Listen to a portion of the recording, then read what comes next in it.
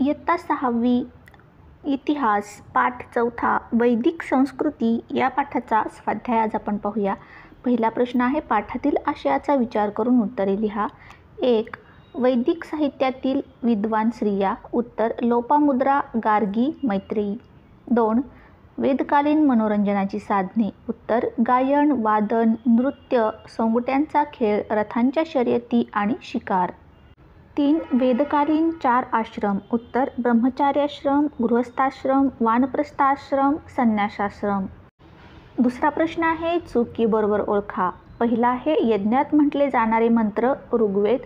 हे विधान चूक आहे. 2. अथर्व ऋषींचे नाव दिलेला वेद अथर्ववेद. हे विधान बरोबर आहे. 3. यज्ञविधीच्या वेळी मंत्र गायन करण्यास मार्गदर्शन करणारा वेद सामवेद. हे विधान बरोबर आहे. तिसरा प्रश्न आहे, एका शब्दात उत्तरे लिहा. 1. वैदिक वाङ्मयाची भाषा. उत्तर संस्कृत. 2. विद म्हणजे. उत्तर जाणणे. 3. गोधूम म्हणजे गहू. 4. घराचा प्रमुख म्हणजे. उत्तर गृहपती.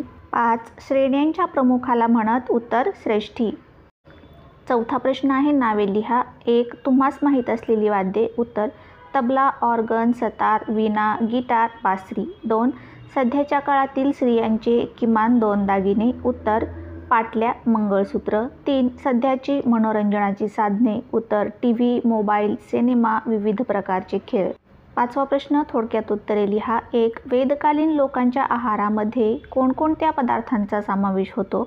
उत्तर वैदिक लोक गहू, तांदूळ, उडीद, मसूर, तीळ, मांस, दूध, दही, तूप, लोणी, मध खात असत.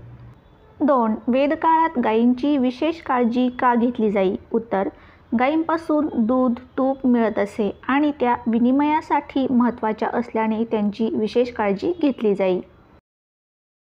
3. संन्यासाश्रमात मनुष्याने कसे वागावे अशी अपेक्षा होती. उत्तर संन्यासाश्रमात सर्व नात्यांचा त्याग करून मनुष्यजन्माचा अर्थ समजून जगावे आणि जास्त काळ एका ठिकाणी राहू नये. 6वा प्रश्न आहे, टिपा लिहा. 1. वेदकालीन धर्मकल्पना. उत्तर वैदिक लोक सूर्य, वारा, पाऊस, वीज, नद्या, पृथ्वी यांना देवता मानून त्यांची पूजा करत असत. त्यांना प्रसन्न करण्यासाठी अग्नीत विविध वस्तू अर्पण करत असत. दुसरी टीप आहे, वेदकालीन घरे. उत्तर वैदिक काळातील घरे मातीची किंवा कुडाची असत. गवताच्या व वेलींच्या जाडसर ताट्यांपासून छत बनवले जाई. जमिनी शेणाने सारवलेल्या असत. तिसरी टीप आहे, वेदकालीन शासन व्यवस्था. प्रत्येक ग्रामवसाहतीचा प्रमुख ग्रामणी असे. अनेक ग्रामवसाहतींच्या समूहाला विश म्हणत व त्याच्या प्रमुखाला विशपती म्हणत. अनेक विश मिळून जन तयार होत असे. त्याच्या प्रमुखाला नृप किंवा राजा म्हटले जाई. राजाने नेमलेले पुरोहित आणि सेनापती हे महत्त्वाचे अधिकारी होते. कर वसुलीसाठी नेमलेल्या अधिकाऱ्याला भागदूग असे म्हणत.